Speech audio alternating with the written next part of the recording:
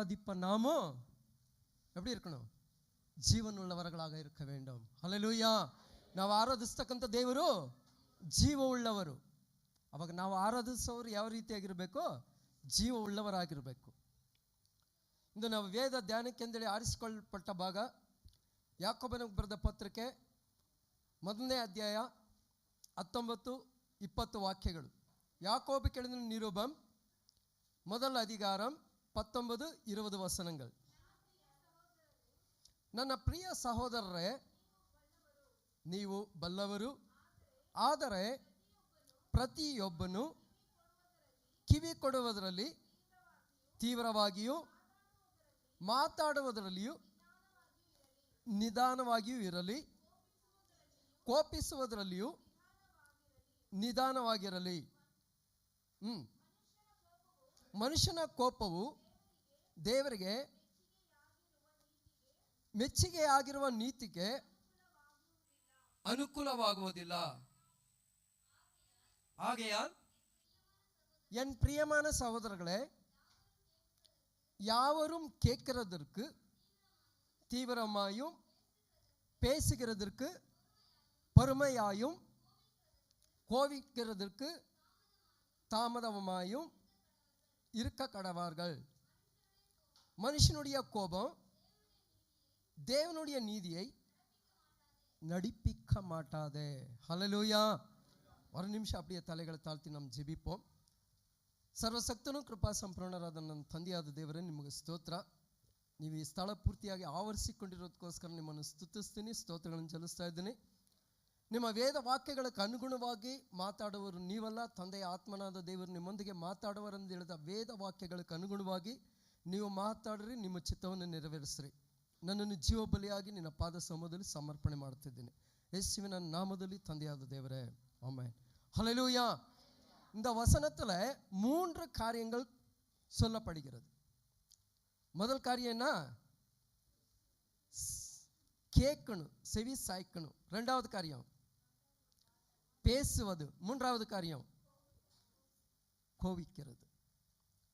So முதலாவது காரியத்தை நம்ம பார்ப்போம். செவி ಸಾಯ್ಪದು, ಕಿವಿ ಕೊಡುವುದು. ಏನಿಗೆ ಕಿವಿ ಕೊಡೋದು? ಏನಿಗೆ ಕಿವಿ ಕೊಡೋದು? தேவனுடைய வார்த்தைக்கு செவி சாய்ப்பதில் நம்ம எப்படி இருக்கணுமா? தீவிரமா இருக்கணும். இந்த வார்த்தை நமக்கு நேராக வரும்போது அந்த வார்த்தை ಕೇಳ್ಪದಕ್ಕೆ நம்ம ತೀವ್ರமாக இருக்கணும். ದೇವರ ವಾಕ್ಯ ನಮಗೆ ನೇರಾಗಿ ಬರುವಾಗ ಆ ವಾಕ್ಯಗಳನ್ನು ಗ್ರಹಿಸೋದಕ್ಕೆ ನಾವು ತೀವ್ರವುಳ್ಳವರಾಗಿರಬೇಕು. ಅಂದೇಳಿದ್ರೆ ನಾವೀಗ ಇಲ್ಲಿ ಕೂತಿದ್ದೀರಿ, ನೋಡ್ತಿದ್ದೀರಿ, ಆದರೆ ನಿಮ್ಮ ಆಲೋಚನೆ ಮಧ್ಯಾಹ್ನ ಕೆಲಸಕ್ಕೆ ಇವತ್ತು ಎಷ್ಟು ಜನಕ್ಕೆ ಆಲೋಚನೆ ಇದೆ? ಅದಿತ್ತು ಅಂದ್ರೆ ನಡೆಯೋದಿಲ್ಲ. ಪ್ರಾರ್ಥನೆಯಿಂದ ಇರ್ರಿ, ದೇವರ ವಾಕ್ಯವನ್ನು ಕೇಳ್ರಿ. ಆ ವಾಕ್ಯ ನಿಮ್ಮನ್ನು ಬಿಡುಗಡೆ ಮಾಡೋದಕ್ಕೆ ಆ ವಾಕ್ಯಕ್ಕೆ ಜೀವ ಉಂಟು. ஹல்லேலூயா, ஹல்லேலூயா. ஜெபத்தோடு கூட இருங்க, வார்த்தையை கேளுங்க. அந்த வார்த்தையை உங்களை உயிர்ப்பிக்க அந்த வார்த்தைக்கு வல்லமை இருக்கிறது தேவச்சனமே. ಏನೆಂದು சொன்னால் அந்த ವಾರ್ತೆಯೇ ಆಂಡವರಾಗಿಯ ಯೇಸು ಕ್ರಿಸ್ತು. ಯಾಕೆಂದ್ರೆ ಆ ವಾಕ್ಯವೇ ಕರ್ತನಾದ ಯೇಸು ಕ್ರಿಸ್ತವಾಗಿದ್ದಾರೆ ದೇವಚನವೇ. ಆ ದೇವ ವಾಕ್ಯವನ್ನು ಕೇಳುವಾಗ ನಾವು ತೀವ್ರವಾಗಿ ಅಂದೇಳಿದ್ರೆ ಕೆಲವರು ಕೇಳೋ ರೀತಿಯಾಗೇ ಇರ್ತಾರೆ. ಸರಿನಾ? ಮುಗಿದ ಮೇಲೆ ಏನು ಇವತ್ತು ವಾಕ್ಯ ಅಂತ ಹೇಳಿದ್ರೆ ಆಲೋಚನೆ ಮಾಡ್ತಾರೆ. ಆ ರೀತಿಯಾಗಿಲ್ಲ. ದೇವ ವಾಕ್ಯ ಒಬ್ಬ ಮನುಷ್ಯನೊಳಗೆ ಪ್ರವೇಶಿಸ್ತು ಅಂತ ಹೇಳಿದ್ರೆ ಅದೇನಾಗುತ್ತೆ? ಉಜ್ಜೀವಿಸಲ್ಪಡುತ್ತೆ. ಆ ಮನುಷ್ಯನನ್ನು ಉಜ್ಜೀವಿಸಲ್ಪಡುತ್ತೆ. ஒரு மனிதனுக்குள்ளாக தேவனுடைய வார்த்தை செயல்படுகிறது என்று சொன்னால் அந்த மனுஷனுக்கு புதிய ஜீவனை கொடுப்பதற்கு அந்த வார்த்தைக்கு வல்லமை இருக்கிறது தேவச்சனமே.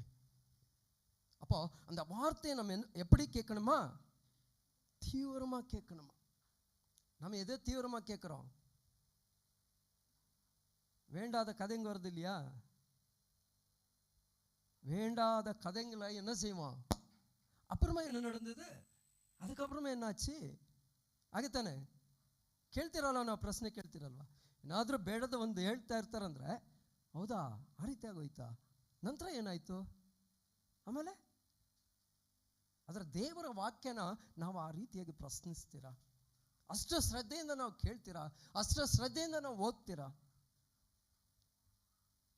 ಅವಾಗದ ಆ ವಾಕ್ಯಗಳ ರಹಸ್ಯಗಳನ್ನು ನಾವು ಅರಿದುಕೊಳ್ಳೋದಕ್ಕೆ ಸಾಧ್ಯ ದೇವಜನವೇ.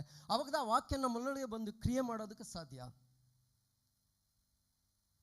தேவ வார்த்தை நமக்கு நேராக வரும்போது நம்ம ஜெபத்தோடு கூட இருந்த ஆண்டவரே இந்த வார்த்தைகளுடைய அர்த்தத்தை எனக்கு தெளிவுபடுத்துங்கன்னு சொல்லும்போது அவர் தெளிவுபடுத்த வல்லவர். இந்த வார்த்தைகளை கொண்டு அவர் பேச வல்லவர். வேதத்தில் பார்க்கும்போது நிறைய காரியங்கள் எங்கெல்லாமே தேவனுடைய வார்த்தையே கேட்டு அதன்படி நடந்தாங்களோ அவர்கள் எல்லாருமே என்ன ಆಶೀರ್ವಾದத்தை பெற்றுக்கொண்டார்கள். ದೇವರ ವಾಕ್ಯ ನೇರಾಗಿ ಬರೋವಾಗ ಆ ವಾಕ್ಯವನ್ನು ಅಂಗೀಕರಿಸಿ ಅದಕ್ಕೆ ಅನುಗುಣವಾಗಿ ತನ್ನನ್ನು ಒಪ್ಪಿಸಿ ಯಾರೆಲ್ಲ ನಡೆದ್ರೋ ಅವರ ಜೀವನದಲ್ಲಿ, ಎಲ್ಲರ ಜೀವನದಲ್ಲಿಯೂ ಸಹ ಆಶೀರ್ವಾದವನ್ನು ನೋಡಲಿಕ್ಕೆ ಸಾಧ್ಯ. ಯಾವಾಗೆಲ್ಲ ಆ ವಾಕ್ಯಗಳನ್ನು ಅಸಡ್ಡೆ ಮಾಡಿದ್ರೋ, ಉಲ್ಲಂಘಿಸಿದ್ರೋ, ಆಗ ಅವರ ಜೀವನದಲ್ಲಿ ಕಷ್ಟ ನಷ್ಟಗಳನ್ನು ನೋಡೋದಕ್ಕೆ ಸಾಧ್ಯ ವೇದದಲ್ಲಿ. ಅದು ಮಾತ್ರ ಇಲ್ಲದೆ ದೇವರ ವಾಕ್ಯ ನಮಗೆ ನೇರಾಗಿ ಬರೋವಾಗ, ಆತನ ಆಜ್ಞೆ ನಮಗೆ ನೇರಾಗಿ ಬರೋವಾಗ, ಆತನ ಆಶೀರ್ವಾದಗಳು ನಮಗೆ ನೇರಾಗಿ ಬರೋವಾಗ, ಆತನ ಬೋಧನೆ ನಮಗೆ ನೇರಾಗಿ ಬರೋವಾಗ ಅವುಗಳನ್ನು ನಾವು ಅಂಗೀಕರಿಸ್ತಕ್ಕಂಥವರಾಗಿರಬೇಕು. ಶಿಕ್ಷೆ ಬರೋವಾಗ ಬೇಡ ಅಲ್ವಾ? ಯಾಕೆ ಶಿಕ್ಷೆ ಬರುತ್ತೆ? ஆண்டவருடைய வார்த்தை நமக்கு நேராக வரும்போது நம்ம என்ன செய்யணும்? கேட்கணும், ஏற்றுக்கொள்ளணும். ஆசீர்வாதம் வரும்போது மட்டும் நம்ம என்ன செய்வோம்? சந்தோஷப்படுவோம். சிக்ஷன்ட்டு வரும்போது சொல்லுங்களேன், ஏப்பா எனக்கு இந்த பாடு, அப்படித்தானே? ஆண்டவருடைய வார்த்தை சொல்லப்படுகிறது, அவர் யாரை அதிகமாக நேசிக்கிறாரோ அவருக்கு அதிகமான சிச்சை உண்டு. இன்னைக்கு அவர் ஜீவனுள்ள சாட்சியாக இங்கே நிற்கிறார் என்று சொன்னால் அந்த சிச்சை வந்தது எனக்கு நல்லது என்று அவர் சொல்றாரு என்று சொன்னால் அந்த அளவுக்கு தேவனுடைய வல்லமையும் மகிமையும் அவர் அறிந்திருக்கிறார். தேவச்சனமே, வேற விதியில் நிரூபிக்கிறதுக்கு அவருக்கு ஆல்ரெடி ஆண்டவர் காட்டிட்டாரு. ஆனால் அது அவரை என்ன செய்யலை. நம்முடைய வாழ்க்கையில் நிறைய பேருடைய வாழ்க்கையில் இதுதான் நடப்பதுக்கு முன்பதாகவே ஆண்டவர் நம்ம என்ன செய்யறாரு? உணர்த்துறாரு. அந்த நேரத்திலேயே நாம் எழுந்து அதற்காக ஜெபித்தோம் என்று சொன்னால் நிச்சயமாக அந்த காரியங்களில் இருந்து ஆண்டவர் நம்மை விடுவிக்க அவர் வல்லவர். நாம இது கனவு தானே விட பார்த்துக்கலாம், இது எங்கேயோ நடக்க போகுது, என்னவா ஆக போகுது அப்படி நினைச்சோன்னு சொன்னா என்ன ஆகும்? ಏನಾಗುತ್ತೆ? ನಡೆದೇ ತೀರುತ್ತೆ. அதுதான் அசால்ட்டு. ஒருவேளை அது யாருக்காவது இருக்கலாம்.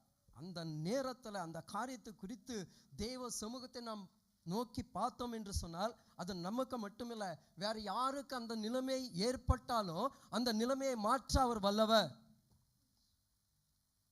ಮಾತಾಡೋದಕ್ಕೆ ಆತನ ಶಕ್ತನು. ಅವರ ಕನಸಿನ ಮೂಲಕವಾಗಿ ಮಾತಾಡ್ತಕ್ಕಂಥ ದೇವರು. ಅವರ ಕನವಿನ ಮೂಲமாக ಕೂಡ நம்மோடு கூட பேசுகிற தேவன். ಎಷ್ಟು ಜನಕ್ಕೆ ಅನುಭವ ಇದೆ? ஹல்லேலூயா. அவர் எப்படியானாலும் பேசுவார். வேத வார்த்தை கொண்டு நம்மோடு கூட பேசுவார். தேவதாசர்களை அனுப்பி பேசுவார்.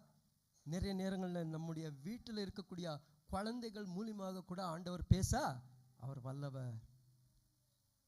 பவனி போகும்போது இப்பொழுது நீங்கள் பேசவில்லை என்று சொன்னால் இந்த கற்கள் பேசும் என்று சொல்றார்.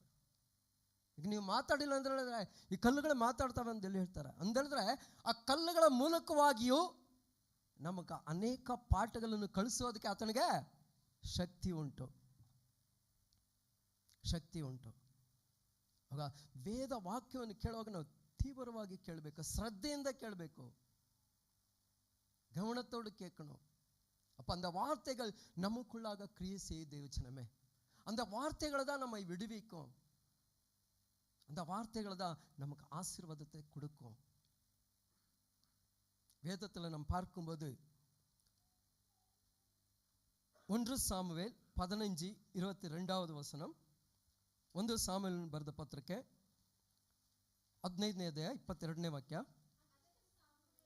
ಅದಕ್ಕೆ ಸಾಮುವೇಲನು ಯೆಹೋವನು ವಿಧೇಯತ್ವಕ್ಕೆ ಮೆಚ್ಚುವಷ್ಟು ಯಜ್ಞ ಹೋಮಗಳಿಗೂ ಮೆಚ್ಚುತ್ತಾನೋ, ಯಜ್ಞವನ್ನು ಅರ್ಪಿಸುವುದಕ್ಕಿಂತ ಮಾತು ಕೇಳುವುದು ಉತ್ತಮವಾಗಿದೆ. ಟಗರುಗಳ ಕೊಬ್ಬಿಗಿಂತ ವಿಧೇಯತ್ವವು விசேஷவாಗಿದೆ. தமிழில் படிங்க. அதற்கு சாமுவேல் கர்த்தருடைய சத்தத்துக்கு கீழ்ப்படுகிறத பார்க்கிலும் சர்வாங்க தகன பலிகளும் கர்த்தருக்கு பிரியமாயிருக்குமோ, கீழ்ப்படிதலும் ஆட்டுக்கடக்களின் நினத்தை பார்க்கிலும் செவி கொடுப்பது உத்தமம். ஹல்லேலூயா, ஹல்லேலூயா. இது யாருக்கு சொல்றாரு? சத்தமா சொல்லுங்களேன். சாமுவேலு யாருக்கு சொல்றாரு? ಸೌಲಕ್ಕೆ சொல்றாரு. ಸಾಮುವೇಲನು ಸೌಲನಿಗೆ ಈ ಎಚ್ಚರಿಕೆಯ ಮಾತುಗಳನ್ನು ಹೇಳ್ತಿದ್ದಾರೆ. ಕಾರಣ ಏನು? அதுக்கு முன்பகுதி படிச்சிங்களா அதில் இருக்கும். அங்கே போய் அவர்களை ஜெயித்து அங்கே இருக்கக்கூடிய அத்தனையும் என்ன செஞ்சிடு? கொளுத்திடு, பஸ்மமாக்கிடு, எதையும் விட்டு விடாதுன்னு சொல்கிறாங்க. ಇಲ್ಲಿ ಸಾಮುವೇಲನು ಸೌಲನೊಂದಿಗೆ ಮಾಡ್ತಕ್ಕಂಥ ಒಂದು ಸಂಭಾಷಣೆ ಇದು. ಯಾಕೆ ಈ ಕಾರ್ಯಗಳು ಹೇಳಲ್ಪಡುತ್ತೆ ಅಂತ ಹೇಳಿದ್ರೆ, ಸೌಲನು ಯುದ್ಧಕ್ಕೆ ಹೋಗೋವಾಗ ಅಲ್ಲಿ ಏನು ಸಿಕ್ಕಿದ್ರು ಎಲ್ಲತ್ತೂ ಸಹ ನೀನೇನು ಮಾಡು, ಎಲ್ಲನೂ ಸುಟ್ಟಾಕ್ಬಿಡು ಅಂತೇಳಿ ಹೇಳ್ತಾರೆ. ಆದರೆ ಈ ಮನುಷ್ಯ ಏನು ಮಾಡ್ತಾನಂದ್ರೆ, ಕಣ್ಣಕ್ಕೆ ಯಾವುದೆಲ್ಲ ಚೆನ್ನಾಗಿ ಕಾಣಿಸುತ್ತೋ, ಪಶು ಟಗರುಗಳು ಎಲ್ಲ ಚೆನ್ನಾಗಿ ಅಂದರೆ ಕೊಬ್ಬಿದವುಗಳನ್ನು ನೋಡಿ ಅವುಗಳನ್ನೆಲ್ಲ ಸಹ ಏನು ಮಾಡ್ತಾನೆ, ಬೇರ್ ಮಾಡ್ಕೊಳ್ತಾನೆ. ಕೆಲಸಕ್ಕೆ ಬರದೇ ಇರೋಗಳನ್ನೆಲ್ಲ ಏನು ಮಾಡ್ತಾನೆ, ಸುಟ್ಟಾಕ್ತಾನೆ. ಅದರ ದೇವರ ದೃಷ್ಟಿ ಯಾವ ರೀತಿಯಾಗಿದೆ? ಪ್ರಪಂಚಾದ್ಯಂತವಾಗಿ ಆತನ ದೃಷ್ಟಿ ಇದೆ. ತಕ್ಷಣ ಹೋಗಿ ಸಾಮುವೇಲನಲ್ಲಿ ಕೇಳೋವಾಗ ಅವನು ಏನು ಹೇಳ್ತಾನಂದ್ರೆ, ಇದೆಲ್ಲವನ್ನೂ ಸಹ ನಾನು ಯಾರಿಗೆ ಇಟ್ಟಿದ್ದೀನಿ? ದೇವರಿಗೆ ಧೂಪವನ್ನು ತೋರಿಸೋದಕ್ಕೆ, ಯಜ್ಞಗಳನ್ನು ಸಮರ್ಪಿಸೋದಕ್ಕೆ. ಅದಕ್ಕೆ ಆ ಮನುಷ್ಯನು ಆ ಪ್ರಶ್ನೆ ಉತ್ತರ ಹೇಳ್ತಿದ್ದಾರೆ. அதுக்கு முந்தின பாகத்தில் அது ಇದೆ. சாமுவேல் அவர் இடத்துல போய் கேட்கும்போது, நீ செய்தது என்ன, நீ செய்தது என்ன, ஆண்டவருக்கு உனக்கு என்ன சொன்னார், உனக்கு என்ன செய்ய சொன்னார், ஆனால் நீ செய்தது என்ன? ஆனால் அவருக்கே சொல்கிறாரு, இது எல்லாமே ஆண்டவருக்கென்று நான் என்ன செஞ்சிருக்கிறேன், ஏற்படுத்தி வச்சிருக்கிறேன். ಆಂಡವರು சொன்னாரா? ಹೇಳಿದ್ರ, ದೇವರು ಹೇಳಿದ್ರೆ, ನನಗೆ ಇವೆಗಳನ್ನೆಲ್ಲ ಸಹ ಉಳಿಸಿ ನನಗೆ ನಿನ್ನ ಸರ್ವಾಂಗ ಹೋಮ ಮಾಡುತ್ತೇನೆ, ಎಲ್ಲವನ್ನು ನಾಶನ ಮಾಡಂತ ಹೇಳ್ತಾರೆ. இதே போல தான் நம்முடைய வாழ்க்கையில் நிறைய நேரங்களில் ஆண்டவர் எது வேண்டாம் என்று சொல்கிறாரோ, ஆண்டவர் எதை வெறுக்கிறாரோ அதை நம்ம என்ன செய்கிறோம், தேர்ந்தெடுப்போம். அது வாழ்க்கையாக இருக்கட்டும், வாழ்க்கை துணியாக இருக்கட்டும், ஒரு படிப்பாக இருக்கட்டும், எதுவாக இருந்தாலும் ஆண்டவருடைய சமூகத்தில் ஆண்டவர் எது வேண்டாம் என்று சொல்கிறாரோ அதை நாம் தேர்ந்தெடுக்கும் போது அதுக்கு தகுந்த பலன் நம்ம அனுபவிக்கணும். அதுக்கு பின்பகுதியை படிச்சிங்கன்னு சொன்னால், நீ ஆண்டவருக்கு என்ன செய்யலை, கீழ்ப்படியல, ஆண்டவருடைய வார்த்தை நீ என்ன செஞ்ச, மீறின. அதனால் உன்னுடைய அரசுத்தனம் இங்கிருந்து அவ்வளோதான், நீ அரசனா ಇದಕ್ಕೆ ಮೇಲೆ இருக்க ಮಾಟ. ನೀನು ದೇವರ ವಾಕ್ಯಗಳನ್ನು ಉಲ್ಲಂಘಿಸಿದ್ರ ನಿಮಿತ್ತವಾಗಿ ದೇವರು ನಿನ್ನ ಅರಸತನವನ್ನು ತೆಗೆದಾಕ್ತಾರಂತೇಳಿ ಹೇಳ್ತಾರೆ.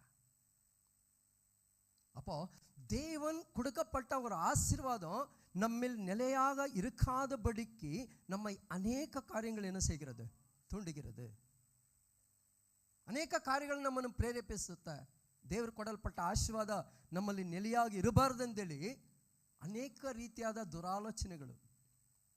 ಅದ ಮೊದಲನೇ ಕೀರ್ತನೆ 1ನೇ ವಾಕ್ಯ 2ನೇ ವಾಕ್ಯದಲ್ಲಿ ನಾವು ನೋಡ್ತಂತ ಹೇಳಿದ್ರೆ ಏನು, ಯಾವನು ಆಲೋಚನೆ, ನಾವು ಯಾರ ಆಲೋಚನೆ ಕೇಳ್ತೀರಿ ಹೇಳಿ, ಅವ್ರ ಆಲೋಚನೆ ಅದ ನಮ್ಗೆ ಜಾಸ್ತಿ. ದೇವರ ಆಲೋಚನೆಯನ್ನು ಕೇಳೋದಿಲ್ಲ. ಯಾಕಂದರೆ ದೇವರ ಆಲೋಚನೆ ಅಂದರೆ ನಾವು ಚೆನ್ನಾಗಿರಬೇಕು, ಆರೋಗ್ಯವಾಗಿರಬೇಕು, ಒಳ್ಳೆತನವಾಗಿರಬೇಕು. ದೇವರ ಆಲೋಚನೆ ಅದು. ಆದರೆ ದುಷ್ಟನ ಆಲೋಚನೆ ಯಾವ ರೀತಿಯಾಗಿರುತ್ತೆ? ಅಳೆದು ಹೋಗ್ಬೇಕು ನಾವು ಅನ್ನೋದು. ಅವಾಗ ಅದಕ್ಕೆ ನಾವು ಕಿವಿಯನ್ನು ಕೊಡ್ತು ಅಂತ ಹೇಳಿದ್ರೆ ಖಂಡಿತ ಅಷ್ಟೇ ನಮ್ಮ ಜೀವನ. ಆಗ ದೇವರು ಹೇಳಿದ್ದನ್ನು ಹಾಗೆ ಮಾಡ್ತಕ್ಕಂಥ ದೇವರು, ನಮ್ಮ ಹೃದಯಗಳನ್ನು ನೋಡ್ತಕ್ಕಂಥ ದೇವರು. ஸோ ஆண்டவர் சொன்னது சொன்னபடி அப்படியே செய்கிற தேவன் அவர். எந்த மாற்றமும் கிடையாது. ஆனால் தேவ சமூகத்தில் நாம் காத்திருக்க வேண்டும். எல்லா காரியங்களுக்கும் காத்திருக்க வேண்டும். அவர் தரக்கூடிய ஆலோசனையின்படி நாம் நடக்க வேண்டும். அது சின்ன காரியமாக இருந்தாலும் சரி, பெரிய காரியமாக இருந்தாலும் சரி, அவருடைய ஆலோசனை இல்லாதபடிக்கு நாம் செயல்பட்டோம் என்று சொன்னால் அதன் நிமித்தமாக நிச்சயமாக நமக்கு என்ன? அவமானம், நிந்த, துன்பம், துயரம், கண்ணீர், வியாதி, வேதனை எல்லாமே வரும். லைனாக அப்படியே சொல்லிட்டு போகலாம். ஆனால் அவர் சொன்னபடி நாம் செய்தோம் என்று சொன்னால் அதில் இருக்கக்கூடிய மேன்மை வேற எதிலுமே இருக்காது. தேவச்சனமே இவர் அரசனாக ஏற்படுத்தினார். இஸ்ரேல் ஜனங்களை வழிநடத்தும்படிக்கு அரசனாக ஏற்படுத்தினார். ஆனால் அவர் அந்த வார்த்தையை மீறின நிமித்தமாக மீண்டுமாக எங்க ತಳ್ಳಲ್ಪಟ್ಟಾர். ನಿಮ್ಮ ಪ್ರತಿಯೊಬ್ಬರನ್ನು ಕರ್ತನಾದ ದೇವರು ನಿಮ್ಮನ್ನಿಟ್ಟು ಏನೋ ಒಂದು ದೊಡ್ಡ ಕಾರ್ಯ ಮಾಡೋದಕ್ಕೋಸ್ಕರ ನಿಮ್ಮನ್ನು ಆರಿಸಿಕೊಂಡಿದ್ದಾರೆ. ನಿಮಗೆ ಹಲವಾರು ಬಾರಿ ತನ್ನ ವಾಕ್ಯಗಳ ಮೂಲಕವಾಗಿ ನಿಮ್ಮೊಂದಿಗೆ ಅವರು ಮಾತಾಡ್ತಾರೆ. ಆದರೆ ನೀವು ಆ ವಾಕ್ಯಗಳಕ್ಕೆ ಅಸಡ್ಡೆ ಮಾಡ್ತು ಅಂತ ಹೇಳಿದ್ರೆ ನೀವು ಒಂದು ದೊಡ್ಡ ಬೊಕ್ಕಸೆಯನ್ನು ಕಳೆದುಕೊಳ್ಳದ ರೀತಿಯಾಗಿ ಒಬ್ಬೇ ಮಾಡ್ರಿ. ಹಾಗೆ ನಿಮ್ಮನ್ನು ಒಪ್ಪಿಸಿಕೊಡ್ರಿ. ದೇವರು ನಿಮ್ಮನ್ನು ಉದ್ಧರಿಸೋದಕ್ಕೆ ಆತನು ಶಕ್ತನಾಗಿದ್ದಾರೆ. ದೇವಚನವೇ, நீதிமொழிகள் 6வது அதிகாரம் 20வது வசனம், ಜ್ಞಾನೋಕ್ತಿಗಳು 6ನೇ ಅಧ್ಯಾಯ 20ನೇ ವಾಕ್ಯ. என் மகனே, உன் தகப்பன் கற்பனையை காத்துக்கொள், உன் தாயின் போதகத்தை ತಳ್ಳಾದೆ. ಕಂದ, ತಂದೆಯ ಆಜ್ಞೆಯನ್ನು ಕೈಕೊಳ್ಳು, ತಾಯಿಯ ಉಪದೇಶವನ್ನು ಬಿಡಬೇಡ. ನಮಗೆ ಎರಡು ಅವಶ್ಯಕತೆ ಇದೆ. ಏನು? ಆಜ್ಞೆ ಅವಶ್ಯಕತೆ ಆಗಿದೆ, ಉಪದೇಶನೂ அவசியக்கத்தை ஆகுது. ரெண்டும் தேவை நமக்கு. இதில் எது ஒன்று என்று சொன்னால் நம்முடைய வாழ்க்கையில் நிச்சயமாக வீழ்ச்சி தான். ஆண்டவர் அதிகமாக யாரை நேசிக்கிறாரோ அவர் என்ன செய்கிறாரு? சிச்சிக்கிறார். அது மட்டும் இல்லை, ஆபிரகாமை ஆண்டவர் அழைக்கும் போது அவருக்கு என்ன செய்கிறாரு? முதலாவது ஆசீர்வாதத்தை கொடுக்குறாரு. அதுக்கு அடுத்தது என்ன சொல்கிறாரு? ಏನು ಹೇಳ್ತಾರೆ? ಆಜ್ಞೆ ಕೊಡ್ತಾರೆ. ಏನು ಆಜ್ಞೆ? ನಿನ್ನ ದೇಶವನ್ನು, ನಿನ್ನ ತಂದೆ ಮನೆಯನ್ನು ಬಿಟ್ಟು ನಾನು ತೋರಿಸ್ತಕ್ಕಂಥ ದೇಶಕ್ಕೆ ಹೋಗು ಅಂತ ಹೇಳ್ತಾರೆ. ಆಜ್ಞೆ. நிறைய வீட்டில் தகப்பன் ஒரு காரியத்தை சொல்லுவார், இது செய்யக்கூடாதுமான்னு சொல்லுவாங்க, செய்யக்கூடாதுப்பான்னு சொல்லுவாங்க. ஆனால் அம்மா என்ன சொல்லுவாங்க? அவன் உடனே அங்கே தான் ರಿಪೋರ್ಟ್ ಕೊಟ್ಟು போவான். அப்படி தானே? ಈಗ ಅಪ್ಪ ಸ್ವಲ್ಪ ಕಠಿಣವಾಗಿತ್ತು ಅಂತ ಹೇಳಿದ್ರೆ ಮಕ್ಕಳನ್ನು ಶಿಕ್ಷಿಸುವಾಗ ಆ ಮಕ್ಕಳು ಯಾರ ಹತ್ರ ಹೋಗ್ತಾರೆ? ತಾಯಿ ಹತ್ರ ಹೋಗ್ತಾರೆ ಅಲ್ವಾ? தாய் ಏನು ಹೇಳ್ತಾರೆ? சொல்லுங்க, நீங்கள் தான் என்ன சொல்லுவீங்க? உங்கள் அப்பா பற்றி உனக்கு தெரியாதடா, நீ போடா. அப்படி தானே? ನಿಮ್ಮ ಅಪ್ಪನ ಬಗ್ಗೆ ನಿನಗೆ ಗೊತ್ತಿಲ್ವಾ, ನೀನು ಹೋಗು. இது ಒಳ್ಳೆಯ ಉಪದೇಶನ, ಕೆಟ್ಟ ಉಪದೇಶನ? இது சரியா சரியில்லையா? அப்போ என்ன செய்யணும்? அப்பா சொல்கிறாருன்னு சொன்னால் அதில் ஒரு அர்த்தம் இருக்கு. அப்படி சொல்லி பாருங்களேன். உடனே அடுத்தது என்ன சொன்னாலையும் அவன் எங்கே போக மாட்டான்? அம்மா கிட்ட போய் சொல்ல மாட்டான். அவன் எந்த தப்பான வழியிலையும் போவதுக்கு சான்சஸ் இல்லை. அதே போல் சில நேரங்களில் அம்மா சொல்லும்போது உடனே எங்கே இது ரெண்டு மாறி வரும் அப்படியே. இவங்க இங்கே வந்துடுவாங்க, இவங்க இந்த பக்கம் வந்துடுவாங்க. அதாவது வந்து பெண் குழந்தைகளை அம்மா ஏதாவது சிக்கும்போது உடனே எங்கே வரும்? அப்பா கிட்ட வந்து சொல்லும். அப்போ அப்பாவும் அதே போல தான் என்ன, கொஞ்சம் லினியன்ஸ் கொடுத்தாலே முடிஞ்சது. அப்பா நம்முடைய ஆண்டவராகிய தேவன் நமக்கு அவரே தாயும் தகப்பனும் ಆಗಿರುಕ್கிறார். ದೇವಚನಮೇ ಹಲ್ಲೆಲೂಯಾ. ಅವರೇ ನಮಗೆ ತಂದೆಯೂ ತಾಯಿಯೂ ಆಗಿದ್ದಾರೆ. ಅವ್ರು ಕೊಡ್ತಕ್ಕಂಥ ಆಜ್ಞೆಗಳನ್ನು ನಾವೇನು ಮಾಡಬೇಕು? ಕೈಕೊಳ್ಳಬೇಕು. ಅವ್ರು ಹೇಳ್ತಕ್ಕಂಥ ಉಪದೇಶಕ್ಕೆ ನಾವೇನು ಮಾಡಬೇಕು? ಕಿವಿ ಕೊಡಬೇಕು. ಆ ಉಪದೇಶವನ್ನು ಅಂಗೀಕರಿಸಬೇಕು. ಆ ರೀತಿಯಾಗಿ ಮಾಡುವಾಗ தேவ ஆசீர்வாதம் நிலையாகிರುತ್ತೆ. தேவச்சனவே, அப்படி செய்யும்போது தான் தேவனுடைய ஆசீர்வாதம் நமக்குள்ளாக தங்கி இருக்கும், தாவரிக்கும். நம்ம சில நேரத்தில் இதுதானே ஒரு சின்ன விஷயம் தானே, பரவாயில்ல அப்படி நாம் நினைக்கலாம். ஆனால் ஆண்டவரை போல என்ன ஒரு ಸೆನ್ಸಿಟಿವ್ ಆನವರು ಬೇರೆ ಯಾರುமே கிடையாது. ದೇವಜನமே ಅಷ್ಟೊಂದು ಸೆನ್ಸಿಟಿವ್ ಅವರು. ಸ್ವಲ್ಪದರಲ್ಲಿ ಇದಾದರೂ ಮತ್ತೆ ಅವರನ್ನು ನಾವು ಸಮಾಧಾನ ಪಡಿಸೋದಕ್ಕಾಗೋದಿಲ್ಲ, ತುಂಬ ಕಷ್ಟ ಇರುತ್ತೆ. ಅದರಿಂದ ಅವರು ಹೇಳಿದ್ದನ್ನು ಹಾಗೇ ನಾವು ಕೇಳೋದಕ್ಕೆ ಮೊದಲನೇದಾಗಿ ಕಲ್ತ್ಕೊಳ್ತಕ್ಕಂಥವರಾಗಿರಬೇಕು. ಅದಕ್ಕೆ ತಗ್ಗಿ ನಡೆಯುವವರಾಗಿ ಇರೋದಕ್ಕೆ ನಾವು ಕಲ್ತ್ಕೊಳ್ತಕ್ಕಂಥವರಾಗಿರಬೇಕು. 1ನೇ ಅಧ್ಯಾಯ 8ನೇ ವಾಕ್ಯ, நீதிமொழிகள் 1వ அதிகாரம் 8வது வசனம்.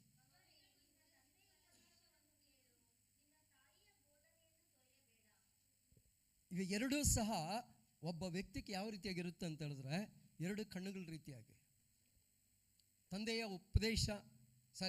ತಂದೆಯ ಆಜ್ಞೆ, ತಾಯಿಯ ಉಪದೇಶ ಒಬ್ಬ ವ್ಯಕ್ತಿಗೆ ಇರ್ತಕ್ಕಂಥ ಎರಡು ಕಣ್ಣುಗಳ ರೀತಿಯಾಗಿ. கற்பனையை அவ்வளோதான், போதனையை அவ்வளோதான். ஒரு மனுஷனுக்கு இருக்கக்கூடிய 2 கண்களை போல. ஒரு கண் இல்லைன்னா எப்படி இருக்கும்? எப்படி இருக்கும்? ಯಾವ ರೀತಿಯಾಗಿರುತ್ತೆ? ಒಂದು ಕಣ್ಣಿಲ್ಲ ಅಂತ ಹೇಳಿದ್ರೆ ಯಾವ ರೀತಿಯಾಗಿರುತ್ತೆ? ನಾವೆಲ್ಲ ಏನಾಗಿದ್ದೀರಂದ್ರೆ ಆಶೀರ್ವಾದ ಆಶೀರ್ವಾದ ಆಶೀರ್ವಾದ. ಆದರೆ ಆಜ್ಞೆಗಳನ್ನು ಕೈಕೊಳ್ತಿದ್ದೀರಾ? ಆಜ್ಞೆಗಳನ್ನು ಕೈಕೊಳ್ತಿದ್ದೀರಾ ಅಂದರೆ ವಾಕ್ಯಕ್ಕೆ ಅನುಗುಣವಾಗಿ ನಮ್ಮನ್ನು ಒಪ್ಪಿಸಿಕೊಟ್ಟಿದ್ದೀರಾ ಅಂತ ಅರ್ಥ. ಹೆಚ್ಚಾಗಿ ಕೇಳ್ತೀರಿ, ಆದರೆ ಕೇಳಿ ಏನು ಮಾಡ್ತೀರಿ? ಬಿಟ್ಬಿಡ್ತೀರಿ.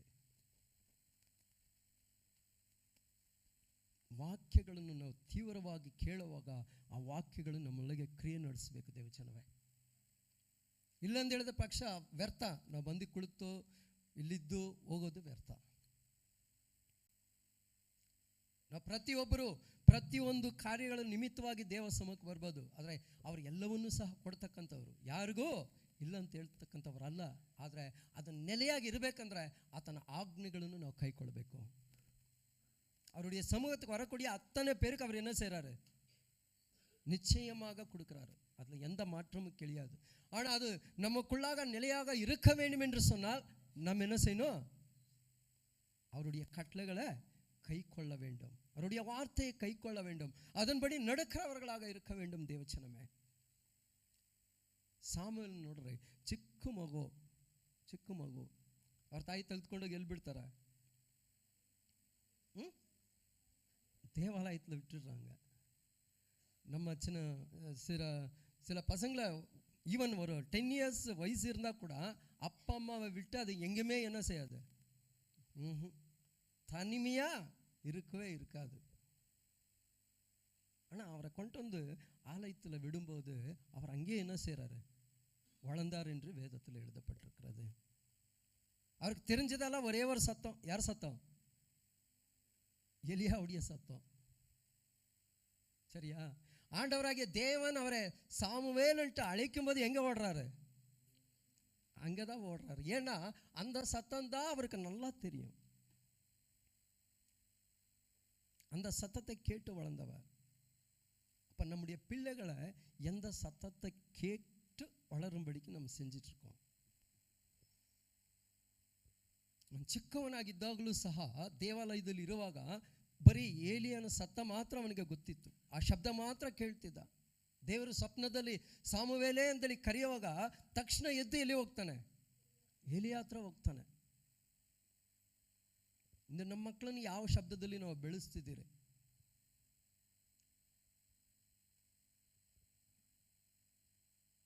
ಕೊಟ್ಬಿಡ್ತು ಅಂತ ಹೇಳಿದ್ರೆ ಒಂದು ಕಡೆಯಿಂದ ಏನು ಮಾಡ್ತವೆ, ಹೇಗೆ ಏನೆಲ್ಲ ಬೇಕೋ ಎಲ್ಲ ನೋಡ್ತಾ ಇರ್ತವೆ.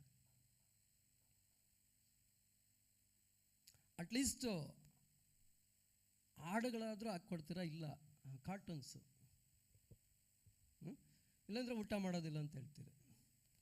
அப்படிதானே? அப்படி சொல்கிறோம் இல்லையா? செல்ஃபோன் கொடுத்தாதா என் குழந்தை என்ன செய்யும்? சாப்பிடும். நிறைய குழந்தைங்க அப்படி இருக்காங்க. அப்படி வளர்த்துட்டோம் நம்ம.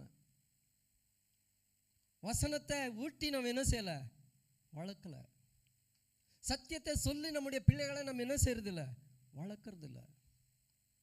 சத்தியத்தை நீங்கள் அறிவீர்கள், சத்தியம் உங்களை விடுதலை ஆக்கும்.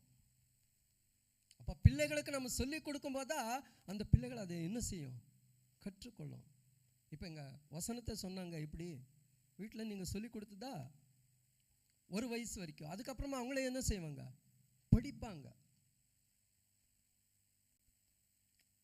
முதலாவது நாம் நம்முடைய பிள்ளைகளுக்கு ರೋಲ್ ಮಾಡಲಾಗ இருக்கணும். ಮೊದಲನೇದಾಗಿ ನಾವು ನಮ್ಮ ಮಕ್ಕಳಿಗೆ ರೋಲ್ ಮಾಡಬೇಕು, ಉದಾಹರಣೆಯಾಗಿರಬೇಕು. ಆವಾಗ ಮಕ್ಕಳು ನಾವು ಹೇಳಿದ್ದನ್ನು ಹಾಗೆ ಕೇಳ್ತಾರೆ. ಕೆಲವು ಮನೆಗಳಲ್ಲಿ ಅಪ್ಪ ಅಮ್ಮನ್ನೇ ಪ್ರಶ್ನೆ ಕೇಳೋ ಮಕ್ಕಳಿದ್ದಾರೆ, ಗೊತ್ತಾ? ನೋಡಿದ್ದೀರಾ? சொல்லுங்களே அம்மா, பார்த்துருக்கீங்களா, கேட்டிருக்கீங்களா?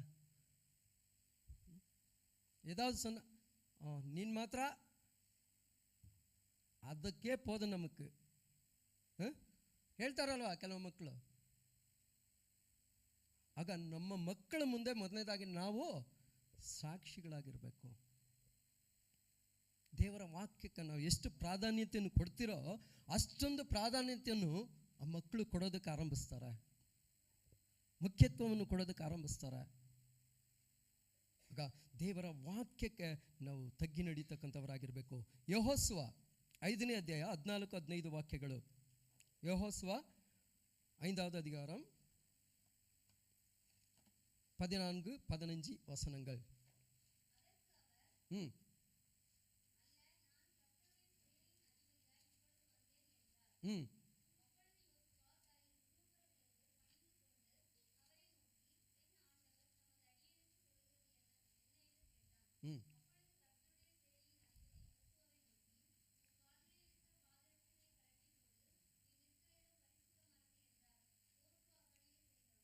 யோசுவ அப்படியே செய்தான்.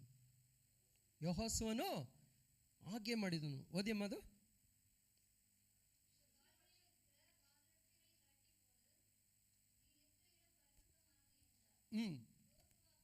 அப்படியே செய்தான். ಕನ್ನಡದಲ್ಲಿ ಓದಮ್ಮ. ನೀನು ಶತ್ರು ಪಕ್ಷದವನು ಎಂದು ಕೇಳಲು ಆ ಮನುಷ್ಯನು, ನಾನು ಅಂಥವನಲ್ಲ, ಯೆಹೋವನ ಸೇನಾಪತಿಯು ಈಗಲೇ ಬಂದಿದ್ದೀನಿ ಎಂದು.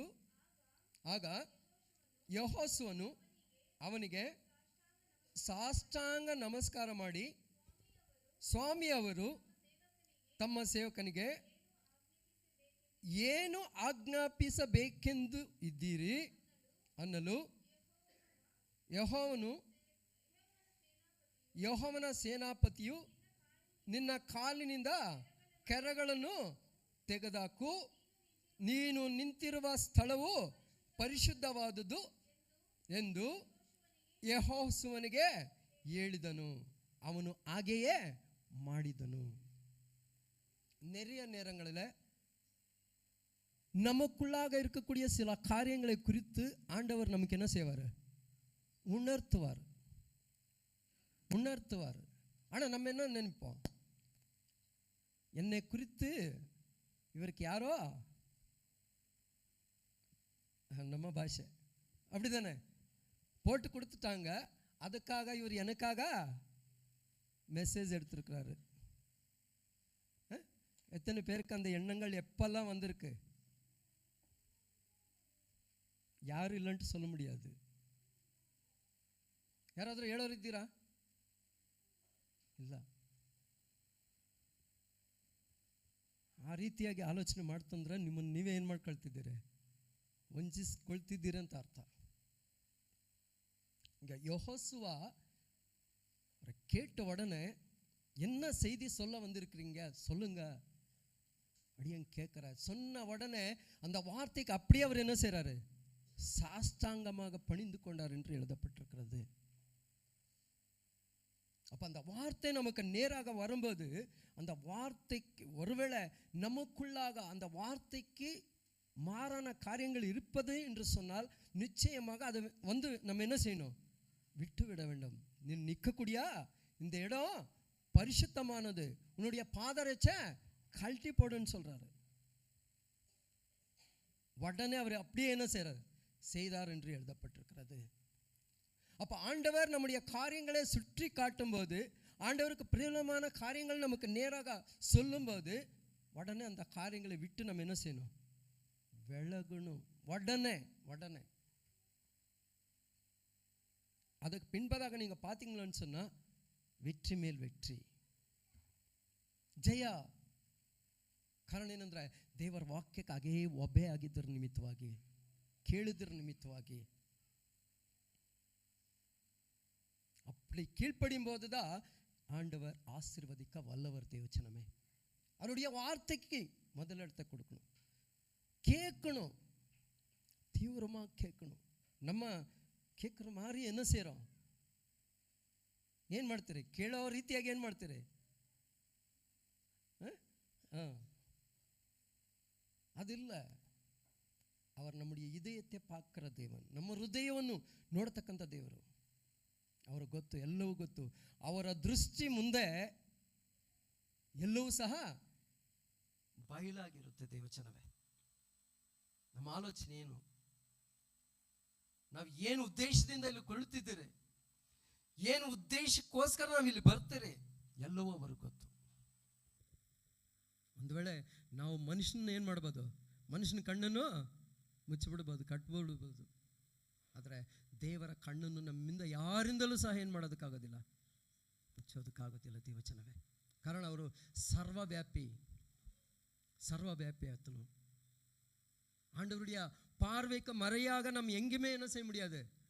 ஒளிந்து கொள்ள முடியாது. தேவச்சனமே, அவருடைய கண்கள் நம்ம எங்க போனாலே அவருடைய கண்கள் நம்மை காண்கிறதா இருக்கிறது. அவர் நம்மை காண்கிற தேவன். நீங்க எந்த மனநிலையில் வந்திருந்தாலும் சரி, தேவ சமூகத்துக்கு வரும்போது தேவ வார்த்தையை நீங்கள் தீவிரமாக கேட்கும்போது அந்த வார்த்தைகள் உங்களை விடுவிக்க, அந்த வார்த்தைகளுக்கு வல்லமை இருக்கிறது. தேவச்சனமே, அந்த வார்த்தைகளுக்கு ஜீவன் இருக்கிறது.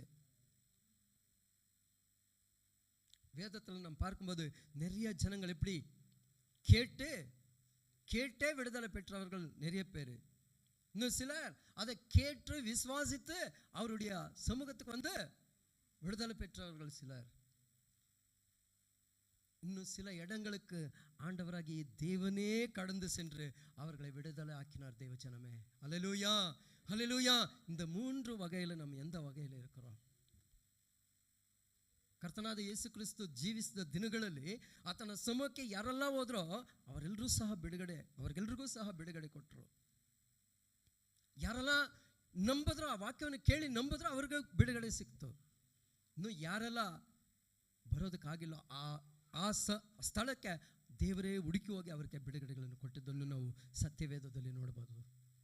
ಆದರೆ ದೇವರ ಆಜ್ಞೆಗಳನ್ನು ನಾವು ಕೈಕೊಂಡು ನಡೆಯೋದರಲ್ಲಿ, ದೇವರ ಉಪದೇಶವನ್ನು ಕೇಳುವುದರಲ್ಲಿ ನಾವು ತೀವ್ರವುಳ್ಳವರಾಗಿರಬೇಕು. தேவச்சனவே, தீவிரமாக இருக்கணும்.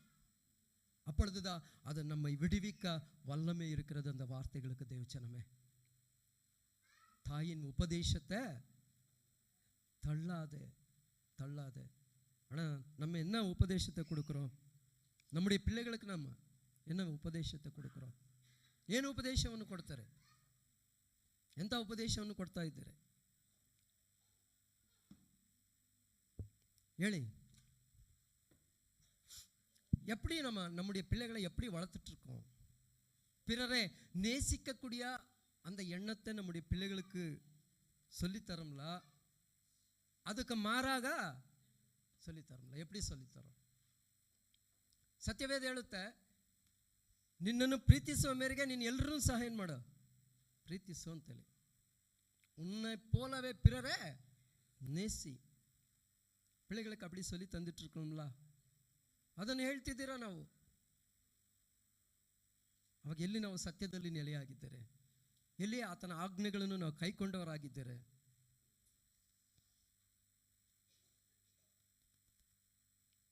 இந்த சின்ன பிள்ளைகளுக்கு, ஒன்றும் தெரியாத பிள்ளைகளுக்கு அவங்க வீட்டுக்கு போகாத, அவங்க கூட பேசாத, இப்படி தானே நம்ம சொல்லித்தரோம் இல்லையா?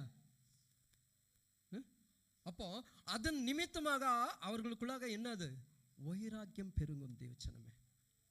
அப்போ ஆண்டவருடைய வார்த்தைக்கு நம்ம என்ன செய்யல, கீழ்ப்படியல. அப்போ வார்த்தை நமக்கு நேராக வரும்போது, அந்த வார்த்தைக்கு முழுமையாக நம்மை ஒப்பு கொடுக்கும்போது, தேவன் யாவற்றையும் செய்ய அவர் வல்லவராயிருக்கிறார். தேவச்சனமே, நம்ம யாவரும் எழுந்து நிற்போம். ஒருவேளை இது வரைக்கும் ஆண்டவருடைய வார்த்தைகள் நமக்கு நேராக வரும்போது நம்ம அசட்டை பண்ணியிருக்கலாம், ஏனோ தான் நம்ம கேட்டிருக்கலாம், இவர் எல்லாமே சொல்றதான்ட்டு ஒருவேளை நீங்க நினைச்சிருக்கலாம், இவருக்கு என்ன தெரியும்ட்டு நீங்க நினைச்சிருக்கலாம். ஆண்டவர் யாரை கொண்டு பயன்படுத்த அவர் வல்லவர், யாரை கொண்டு பேச அவர் வல்லவர். கழுதை வாய் திறந்து